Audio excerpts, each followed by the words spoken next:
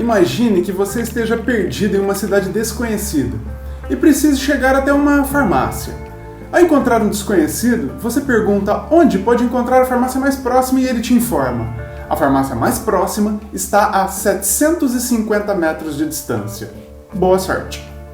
Se você conseguiu entender que essa informação não foi muito útil, pois está incompleta, você acabou de entender a necessidade de um vetor. Meu nome é Gustavo Prado, professor de Física, e na aula de hoje você vai compreender como e por que devemos trabalhar com vetores na física. Algumas grandezas na física precisam apenas de um valor numérico e uma unidade de medida para serem bem definidas. Por exemplo, a massa de um corpo, 90 kg. 90 é um número, quilogramas a unidade de medida.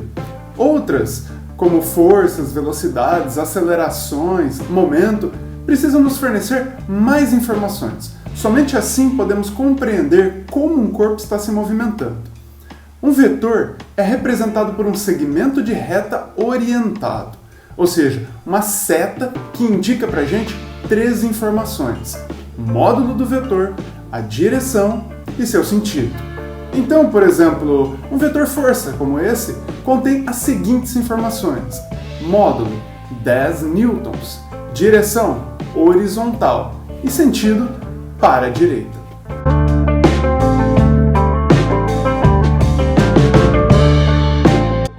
As operações com vetores são sempre assim. Coloca-se um vetor na frente do outro e a diferença entre o começo e o fim será igual à soma vetorial, no caso, 24.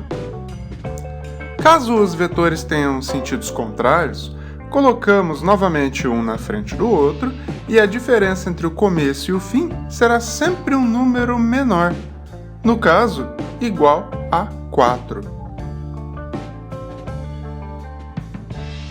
Quando os vetores forem perpendiculares, ou seja, tiverem direções formando 90 graus entre si, teremos a ajuda da geometria para visualizar o triângulo retângulo formado no momento em que colocamos um vetor na frente do outro, e assim faremos a soma vetorial pelo Teorema de Pitágoras. Caso você não se lembre do teorema, vale a pena uma espiadinha no Google. Ele basicamente nos falava que a soma dos quadrados dos catetos é igual ao quadrado do que nós chamamos de hipotenusa, ou seja, o maior dos lados. Por fim, se os vetores não forem perpendiculares, faremos os cálculos da soma vetorial por uma outra regra, conhecida como regra do paralelogramo. Esta regra depende do cosseno do ângulo formado entre os dois vetores. No caso, esse ângulo que eu vou mostrar aqui para vocês equivale a 36,9 graus. Você consegue observá-lo? A aplicação mais frequente na física é o caso de termos de analisar um vetor que não se encontra no eixo x nem no eixo y do plano cartesiano. Costuma ficar mais simples de fazermos os cálculos analisando as componentes em x e em y que formam esse vetor.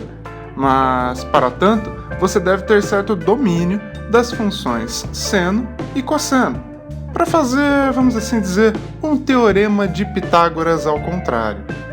Por fim, tudo isso pode ser usado junto e misturado, no caso de vários vetores. Mas a regra final é sempre a mesma: a soma vetorial é a diferença entre o início e o fim dos vetores colocados um em frente ao outro. Note que em alguns casos ela pode dar até 0 como resultado. Muito obrigado pela aula de hoje. Para saber mais, acesse as descrições do vídeo e tente resolver os exercícios na tela final. Tchau!